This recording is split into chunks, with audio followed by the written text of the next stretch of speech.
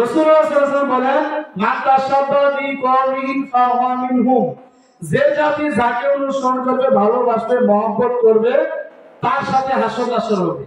এখন আপনার ছেলে বা আপনার মেয়ে, যুবক ভাই যারা আছে, আমরা দোকানপাটে বা যেখানে আছে, একটু কথাগুলো 2 মিনিট শুনি প্লিজ, একটু কথাগুলো শুনি।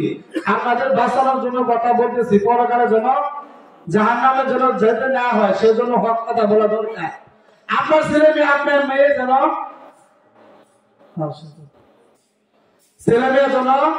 বিধর্মীদের সংস্কৃতিকে গ্রহণ না করে, সেটা আপনাদের খেয়াল রাখতে হবে। আপনি নিজেকে দাবি করবেন আমি বড় আলেম, বড় বক্তা, বা অনেক হাজি গাজী তবলিগের সাথী, আমি বড় হাদিস বিশারদ, বা যাই বলেন না কেন, সহিহ আকীদার লোক, যাই বলেন দাবি করবেন, কিন্তু কাজের কর্ম যদি না থাকে, তাহলে কি হবে না।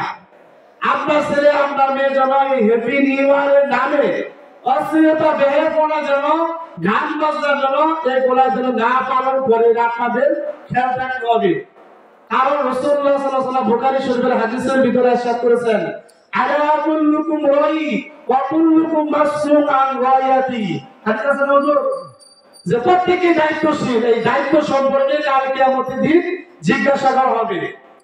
আর সূরা তাহরিমের 6 নম্বর আয়াতে ইরশাদ করেছেন আল্লাহ তাআলা, ইয়া আইয়ুহাল্লাযীনা আমানু কু আনফুসাকুম ওয়া আহলিকুম নার, তোমরা জাহান্নামের আগুন থেকে বাঁচো এবং তোমার পরিবার আর আত্মীয়স্বজনকে বাঁচার জন্য চেষ্টা করো। সেজন্য আপনার ছেলে মেয়ে যেন এই হ্যাপি নিউ ইয়ারের নামে বিধর্মীদের সংস্কৃতি যেন গ্রহণ না করে, সেটা আপনাদের খেয়াল রাখতে হবে।